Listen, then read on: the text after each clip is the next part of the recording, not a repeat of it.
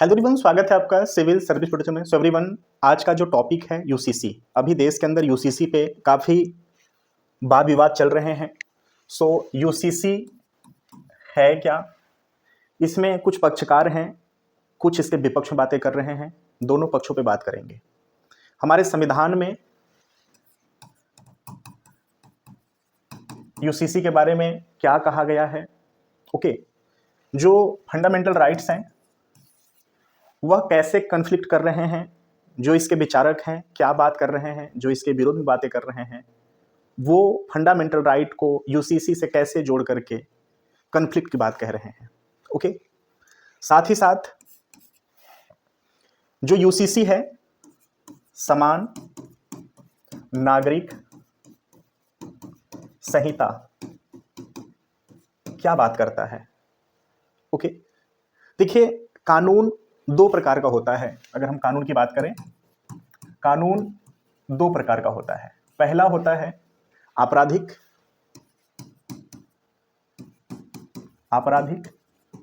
और दूसरा होता है सिविल। ओके, जो आपराधिक कानून है वो तो देश के अंदर सारे नागरिकों के लिए एक समान है। अगर आप जुर्म करते हैं तो चाहे आप किसी भी धर्म से हो, किसी भी जाति से हो, किसी भी आप संप्रदाय से हो, पूरे देश में अपराध के विरोध में कानून सबके लिए समान है।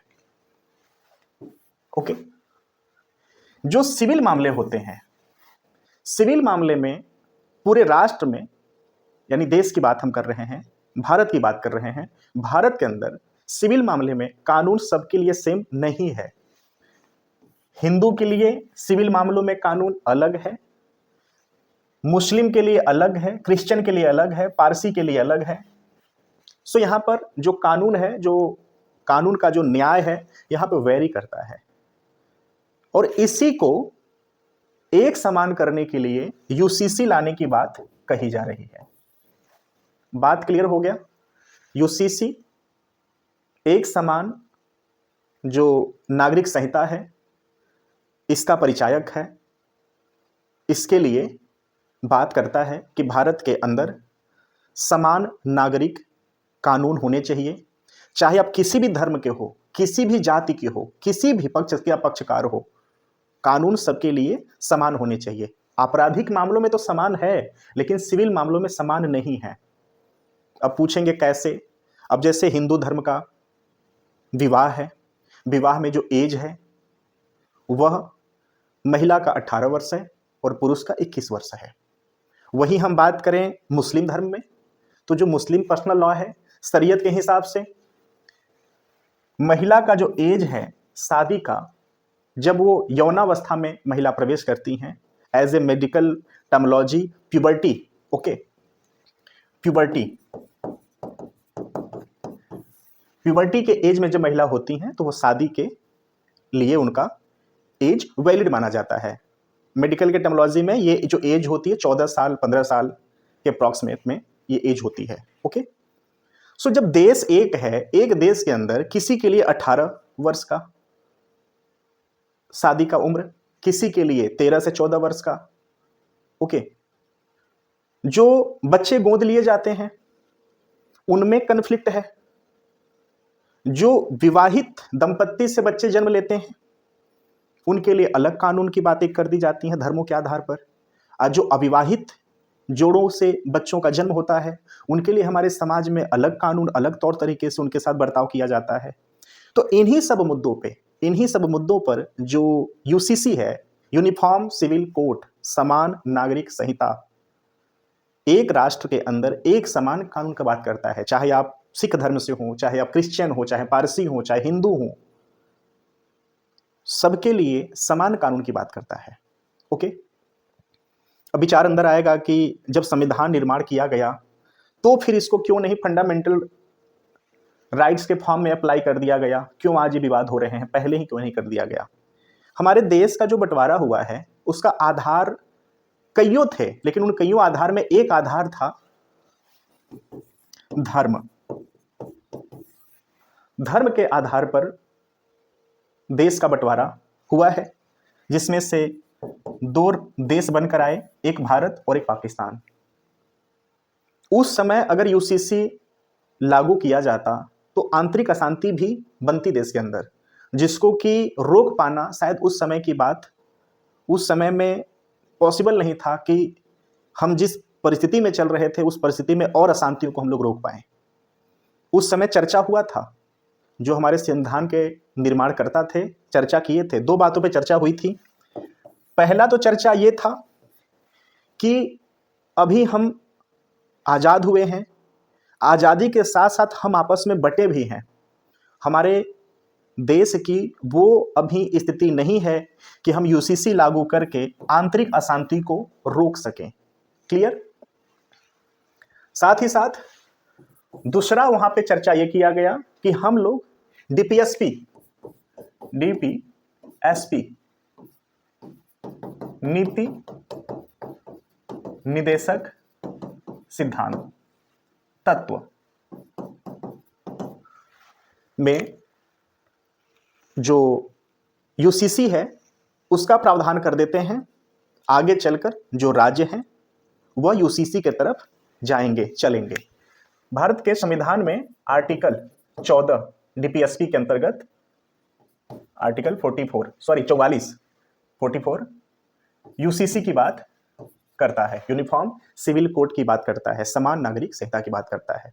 तो उस समय दो बातें कहा गया था कि हम अभी उस अवस्थिति में नहीं हैं कि हम यूसीसी को लागू करें, क्योंकि उससे आंतरिक अशांति फैलेगी धर्मों के बीच में, जातियों के बीच में, जिसको कि रोक पाना अभी पॉसिबल नहीं होगा। दूसरा बात यह कहा गया कि हम लोग डीपीएसपी के अंतर्गत यूसीसी को रख देते हैं। जब देश मैच्योरिटी एज में होगा, एक मैच्योरिटी समय पर होगा, तो यूसीसी के तरफ जाने का प्रावधान करेगा, कोशिश करेगा। तो जो संविधान के रचनाकार थे इन दो बातों को करके यूसीसी पे पुष्टि की। हमारे संविधान में कुछ आर्टिकल हैं, जैसे आर्टिकल 14, आर्टिकल 15, आर्टिकल 19, आर्टिकल 21 और आर्टिकल 25। ये यूसीसी के समर्थक भी हैं और यूसीसी लागू होने पे इनमें आपस में कन्फ्लिक्ट भी होगा। जो समर्थक हैं इन्हीं फंडामेंटल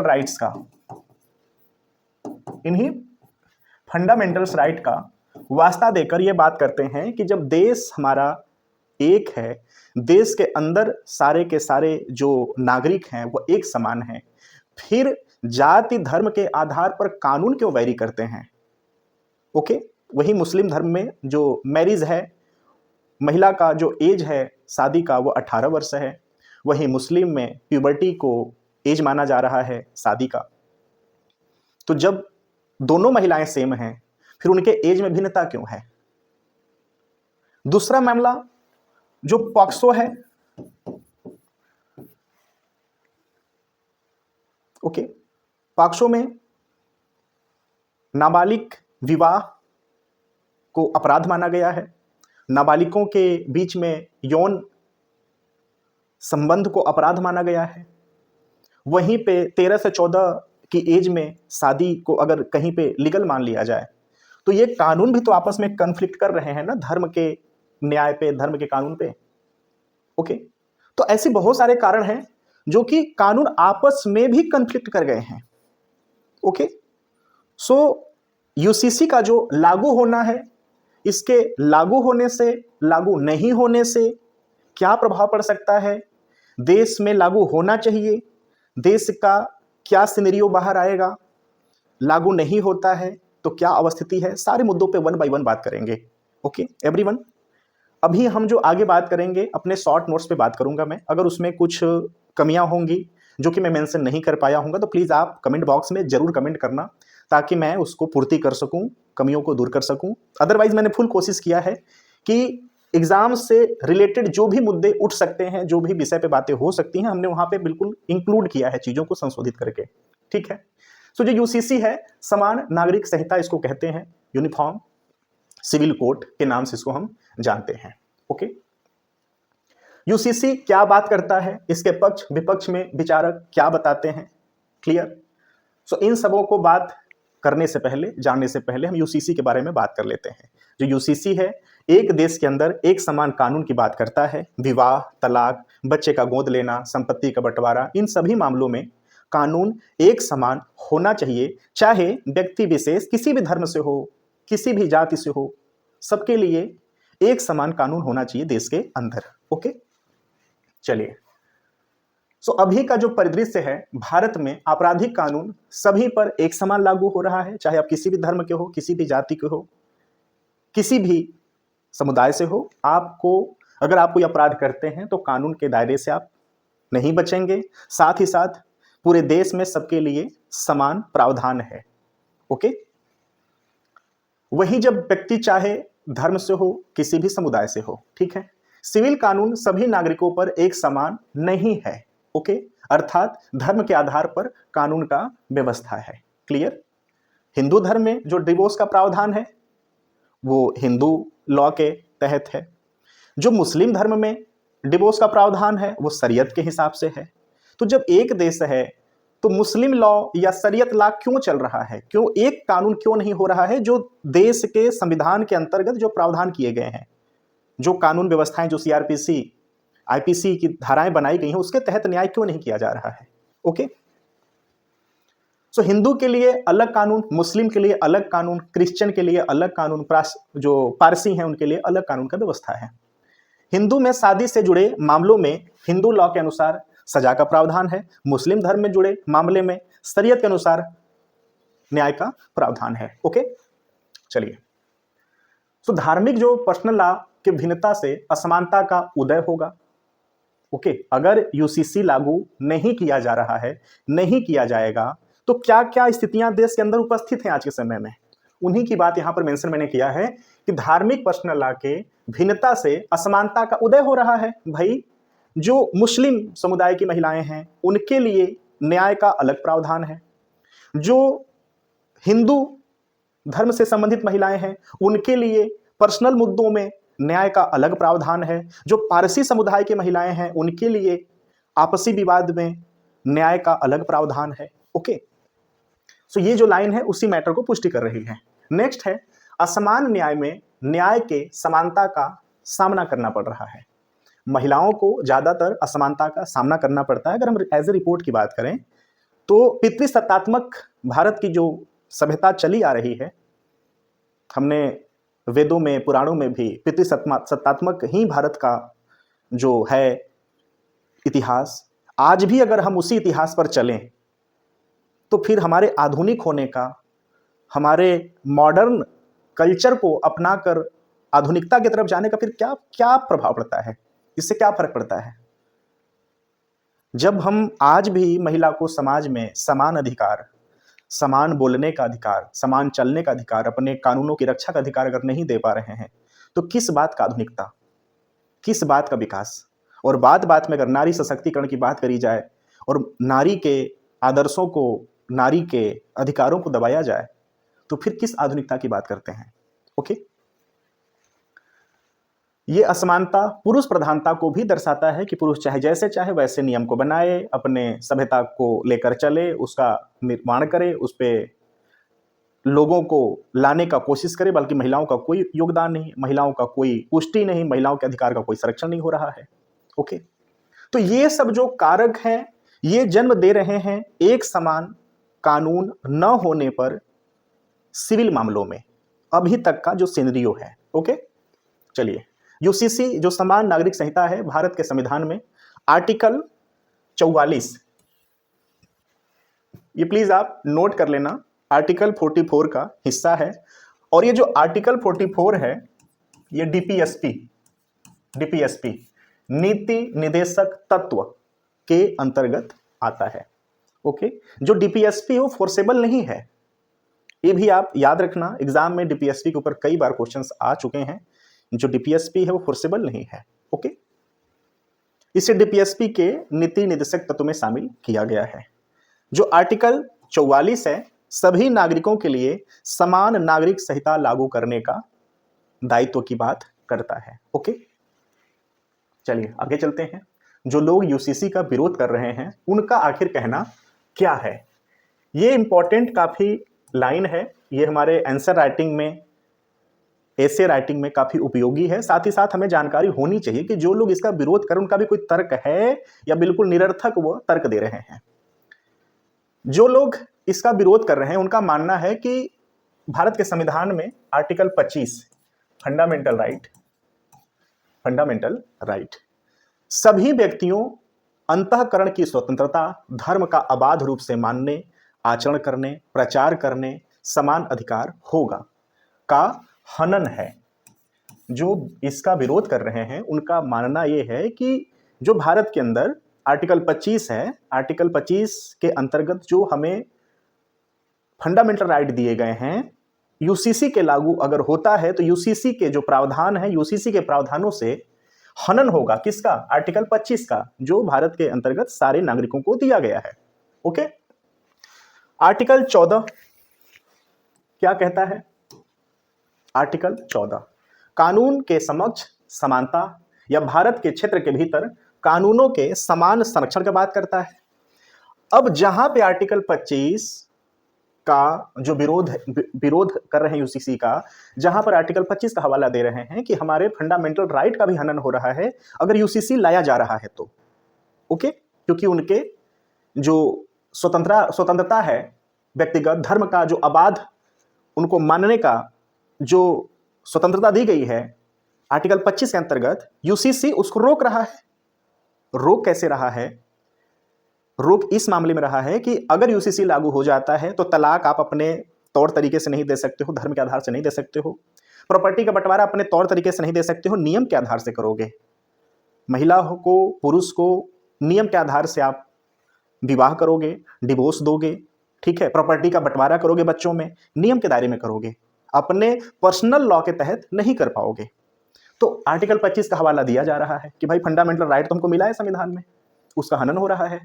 वहीं पे जब आर्टिकल 14 की बात करते हैं तो आर्टिकल 14 में महिलाएं आर्टिकल 14 की बात करती हैं कि भाई सेम देश है, सेम देश के अंतर्गत महिलाओं को समान अधिकार नहीं है। मुस्लिम धर्म के महिलाओं को उनके पर्सनल लॉ के तहत अधिकार मिला है, न्याय मिलता है। जो हिंदू धर्म के महिलाएं हैं उनको उनके पर्सनल लॉ के तहत न्याय का अधिकार है, उनको उसके हिसाब से मिलता है।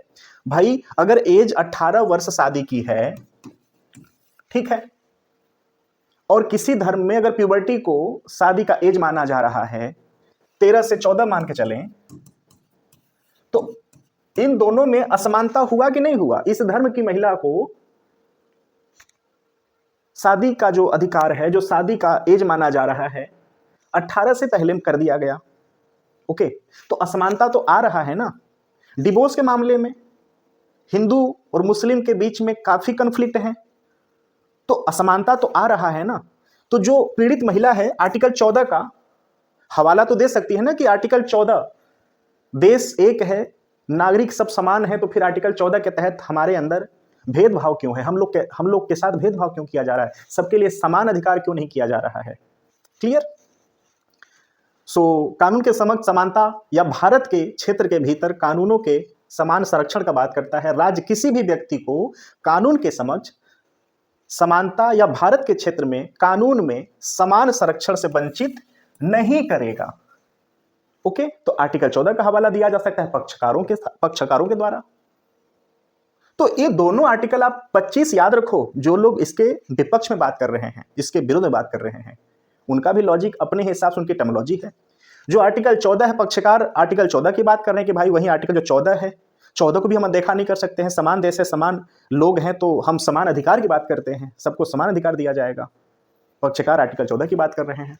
वहीं पे आर्टिकल 15 है, लिंग, धर्म, जाति, जन्म स्थान के आधार पर भेदभाव नहीं किया जा सकता। ओके, भेदभाव नहीं किया जा सकता। क्लियर? तो पक्षकार आर्टिकल 15 की भी बात कर रहे हैं। ओके, तो ये जो आर्टिकल है ये हमारे आंसर राइटिंग के कंटेंट हैं, ऐसे राइटिंग के कंटेंट हैं। प्लीज आप इन आर्टिकलों को प्लीज अपने पास कलेक्ट कर लीजिए, इसको और अच्छे से वेरीफाई कर लीजिए, ताकि आने वाले समय में अगर इस पे मुद्दा उठता है, क्वेश्चन उठता है, तो थोड़ा सा आप इसको प्रभावी ढंग से। आर्टिकल 44 में लिखा है कि यूसीसी के तरफ जाना है। ठीक है, जो संविधान के रचनाकार हैं, जो दो बातें किए थे। पहला तो ये है कि देश अभी आज़ाद हुआ है, अभी हम यूसीसी को लागू नहीं कर सकते, आंतरिक अशांति का सामना करना पड़ सकता है देश को, और देश उस स्थिति में नहीं है कि अब किसी अशांति को तत्काल रूप से रोका जा सके, तो अभी कुछ ऐसा नहीं करते हैं प्रावधान। हालांकि डीपीएसपी में आर्टिकल 44 को डाल देते हैं और उसमें एक बात मेंशन करेंगे कि जो राज्य हैं वह यूसीसी के तरफ जाएंगे। ओके, तो ये संवैधानिक तथ्य है, इसको प्लीज आप याद रखना। संविधान निर्माण में इसका व्यवस्था क्यों नहीं किया गया, हमने इस पर बात कर लिया कि क्या क्या दो मुद्दा क्या क्या आया था, ठीक है, क्यों लागू उस समय नहीं किया गया था, ठीक है। यूसीसी सभी पर्सनल मैटर को एक समान कानून के दायरे में लाएगा, चाहे वह विवाह हो, तलाक हो, प्रॉपर्टी बंटवारा हो, बच्चे के गोद लेने संबंधी नियम हो, सब पे एक समान कानून लाएगा। चाहे मुस्लिम परिवार बच्चे को गोद ले, चाहे हिंदू परिवार ले, चाहे सिख ले, चाहे पारसी ले, चाहे क्रिश्चियन परिवार बच्चों को गोद ले, सबके लिए एक समान कानून रहेगा। धर्म के आधार पर, जाति के आधार पर कानून में विविधता नहीं रहेगा। ओके, विविधता से मुझे एक मुद्दा याद आया।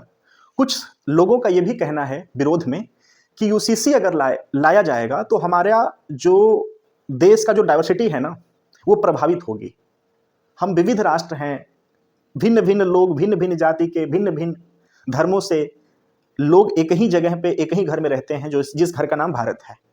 अगर यूसीसी लाया जाएगा तो हमारी जो विविधता है वो भी प्रभावित होगी। तो थोड़ा सा ये भी आप टैगलाइन याद रखना। ओके, चलिए, यूसीसी लागू होने पर जो कन्फ्लिक्ट की स्थिति है हमने बात किया, आर्टिकल 25 है, आर्टिकल 19 है, आर्टिकल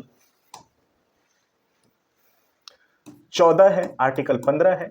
ये सब आपस में कन्फ्लिक्ट कर रहे हैं विचारकों के अनुसार। इन पे अगर हम बात करें तो स्पेशली अगर बात करें तो जो धर्म के लिए जो फंडामेंटल राइट हैं उनसे विवाद का कारण बनेगा। बात हमने किया ना कि जो आर्टिकल 25 है धर्म के संरक्षण की बात करता है, उसके प्रचार प्रसार की बात करता है। वहीं पे जो यूसीसी है सारे धर्मों के लिए एक समान कानून की बात करता है। तो जो विचारक हैं, जो इसके विरोध में हैं, जो इसके पक्ष में हैं, वो अपने अपने विचारों को, इन फंडामेंटल राइट्स के आधार पर अपने विचारों को रख रहे हैं। ओके, विवाह के क्षेत्र में मुस्लिम जो व्यक्तिगत कानून है, विवाह की आयु का यौना जो अवस्था है, प्यूबर्टी। वहीं हिंदुओं में हिंदू विवाह अधिनियम 1955 में लड़की का जो एज है वो 18 वर्ष माना गया है, लड़का का 21 वर्ष है। वहीं हम बात करें पॉक्सो का, तो नाबालिगों के बीच यौन गतिविधियां अपराध है, बाल विवाह भी जो है वह प्रतिबंधित है, अपराध है। ओके, अगर यूसीसी लागू नहीं हो रहा है तो जो पॉक्सो है, पॉक्सो वो भी तो मुस्लिम समुदाय में जो शादी होती है, जो एज का, जो शादी का महिला का एज माना गया है, puberty, as a medical terminology 14 से 15 वर्ष का वो एज होता है। और पॉक्सो में कहा गया है कि जो नाबालिगों के बीच में यौन गतिविधियां, बाल विवाह, ये प्रतिबंधित हैं। तो नहीं लागू होने से पॉक्सो भी तो कन्फ्लिक्ट हो रहा है ना। जब देश एक है, पॉक्सो पूरे देश में सबके लिए जब ये कानून, ये नियम बनाया गया है, तो फिर कुछ विशेष धर्म के लोग इसका अवहेलना कैसे कर सकते हैं, इस कानून का अवहेलना कैसे कर सकते हैं। ओके, एक मुद्दा आया है संपीड़ विवाह का, अभी ये भी चर्चा देश में चल रहा है। ओके, संपीड़ विवाह के अंतर्गत होता क्या है कि फादर के 5 जनरेशन और जो मदर हैं उनके 3 जनरेशन के अंतर्गत हम शादी आपस में नहीं कर सकते। यानी जो पिता हैं, पिता से जुड़े 5 जनरेशन और माता से जुड़े 3 जनरेशन का आपस में विवाह नहीं कर सकते हैं, इलीगल माना जाता है। तो इसका भी तो सीधे सीधे विरोध हो रहा है यूसीसी लागू ना होने से। ओके, तो कुछ ऐसे महत्वपूर्ण मुद्दे हैं जो कि प्लीज आप नोट डाउन करिए। यहां पर सिर्फ उन्हीं बातों को मैं इंक्लूड कर पाया हूं, किया हूं, जो एग्जाम के हिसाब से तथ्य बन सकते हैं और एक आंसर राइटिंग के व्यू से, एसे राइटिंग के व्यू से एक थिंक को जनरेट कर सकते हैं। सिर्फ उन्हीं तथ्यों को यहां पे इंक्लूड किया गया है। ओके, अब बात करते हैं उत्तराखंड की, जहां से ये मुद्दा उठा है और पूरे देश में चल रहा है। तो यूके यानी उत्तराखंड, यूके का जो कैबिनेट है, इन उत्तराखंड का कैबिनेट ने पास कर दिया है यूसीसी कानून को। मुस्लिम समुदाय विरोध कर रहे हैं। उनका मानना है कि शरीयत लॉ हटाया गया तो हमारे धर्म पे हमारे आघात पहुंचेगा। उनका जो शरीयत लॉ है उन पे आघात पहुंचेगा। हर जो धर्म के लोग हैं विरोध में अपनी अपनी बातें करें कि भाई हमारे धर्म को, हमारे विचारधारा को ठेस पहुंचेगा। ठीक है, उत्तराखंड के यूसीसी बिल में क्या क्या प्रावधान है, संक्षेप में बात कर लेते हैं। जो बेटा बेटी हैं उनके लिए समान अधिकार होगा, संपत्ति के लिए, संपत्ति के बंटवारे में समान अधिकार होगा। पैतृक सत्तात्मक विचारधारा पे नहीं चलेगा उत्तराखंड अब कि सब कुछ बेटे का होगा, बेटियों का भी अब बराबर होगा हिस्सा प्रॉपर्टी में।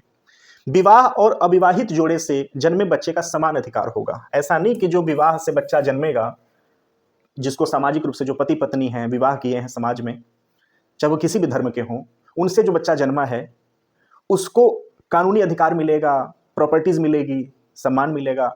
और जो अविवाहित जोड़ों से बच्चे जन्म ले लेते हैं उनको कोई अधिकार नहीं है प्रॉपर्टी में, ऐसा कुछ नहीं है, वो भी अब बराबर के अधिकारी होंगे। ओके, अच्छा कानून है, अच्छी बातें हैं। गोद लिए बच्चे का संपत्ति में जैविक बच्चे के समान अधिकार होगा। अब मृत्यु के बाद संपत्ति का जो बंटवारा होगा उस पे भी समान अधिकार होगा बच्चों का, बेटा बेटियों का। ठीक है, उसमें भी कोई पक्षपात अब नहीं किया जा सकता। चलिए, लिव इन रिलेशन के क्षेत्र में भी बातें कही गई हैं। अपने संबंध को पंजीकृत करना होगा। अगर आप लिव इन में रहते हो तो पंजीकृत कराइए। लिव इन रिलेशन से जन्मे बच्चे को कानूनी सुरक्षा मिलेगा, प्रॉपर्टी में बिल्कुल हकदार होगा। ये ऐसा नहीं है कि आप लिव इन में हो, बच्चा जन्म गया तो उसको रोड पे आप रखोगे, उसकी कोई वैल्यू नहीं है, सामाजिक बहिष्कार, ऐसा कुछ भी नहीं है। उसको बिल्कुल लीगल प्रोसेस के तहत, लीगल अथॉरिटी के तहत आपको हर सम्मान, हर वो अधिकार देना पड़ेगा जिसका वो हकदार है। ओके, संबंध समाप्त अगर होता है लिव इन का तो आपको संबंधित अधिकारी को सूचना भी देना होगा। ऐसा नहीं कि आप जब चाहो किसी से संबंध बनाओ, लिव इन में रहो, जब चाहो उसके साथ हट जाओ, नहीं, आपको सूचित करना होगा। ओके, प्रावधानों के तहत सभी विवाह को कानूनी रूप से मान्यता मिलनी चाहिए। पंजीकृत नहीं होने पर 1000 रुपए का जुर्माना है। पंजीकरण पर गलत जानकारी अगर आप देते हैं तो 3 माह का जेल और 25,000 का जुर्माना का पहला प्रावधान है। अलग होने के संबंध में क्या मैटर कहा गया है, अदालत के आदेश के बिना शादी को आप भंग नहीं कर सकते हैं। ओके, अगर ऐसा होता है तो कानून का उल्लंघन माना जाएगा। अपराधी को 3 साल का सजा का प्रावधान है।